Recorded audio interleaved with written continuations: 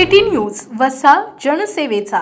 आगामी लोकसभा निवडणुकांचा बिगुल वाजल्यानं भारतीय जनता पक्ष ॲक्शन मोडवर आलेला दिसत आहे। या अनुषंगाने दिनांक 29 जानेवारी 2024 रोजी बुलढाणा जिल्हा भाजपची जिल्हा कार्यशाळा आणि गाव चलो अभियानाची महत्त्वपूर्ण बैठक स्थानिक राजे गार्डन येथे संपन्न झाली।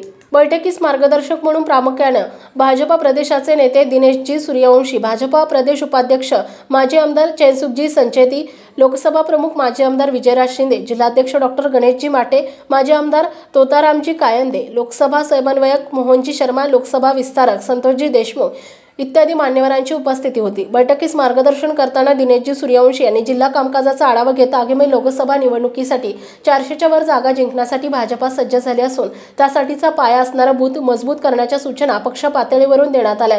त्यासाठी भाजपाचे आता गाव चलो अभियान राबवण्यास सुरुवात केली असून प्रत्येक गाव प्रत्येक बूथ मजबूत करण्यासाठी सर्वच तोलामोलाच्या पदाधिकारी कामाला लागल्याचे निर्देश या प्रसंगी आपल्या भाषणातून दिले। याशिवाय प्रदेश उपाध्यक्ष चैनसुखजी संचेती, माजी आमदार विजयराज शिंदे आणि डॉक्टर गणेशजी माटे यांची यथोचित भाषणे झाली। त्यातून पदाधिकारी यांना विशेष जबाबदारी देण्यासाठी सविस्तर मार्गदर्शन यावेळी भाजपा पदाधिकारी आणि कार्यकर्ते यांना केले।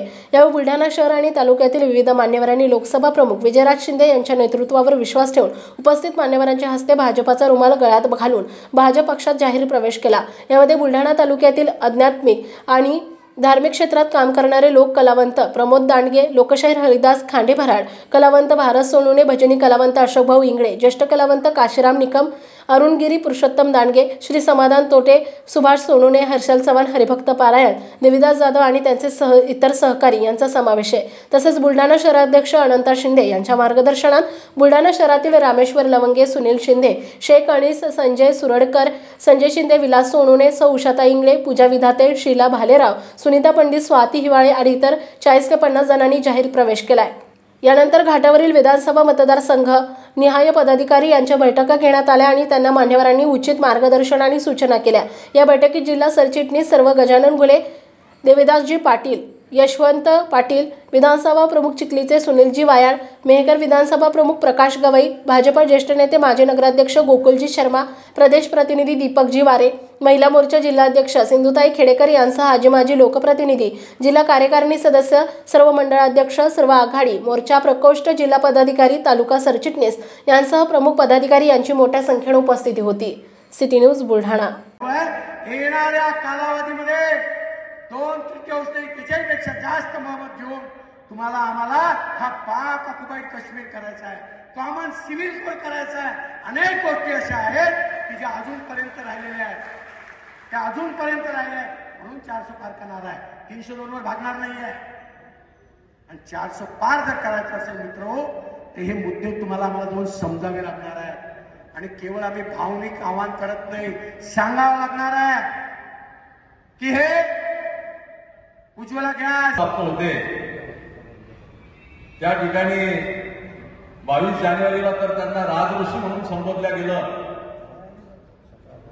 आणि त्यांनी जे देश पातळीवरती काम सुरू केलं मोदीजींनी, त्यामध्ये गरीब कल्याण,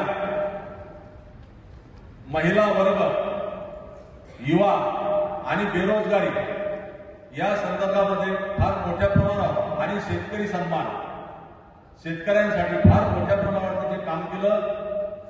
या कार्याच्या भरोशावरती आपल्याला प्रत्येक गावामध्ये जाऊन गाव चलो अभियान यशस्वी करायचं आहे आणि हे केलेलं कार्य गावखेड्यातील प्रत्येक व्यक्तीला आपल्याला त्या ठिकाणी सांगायचं आहे।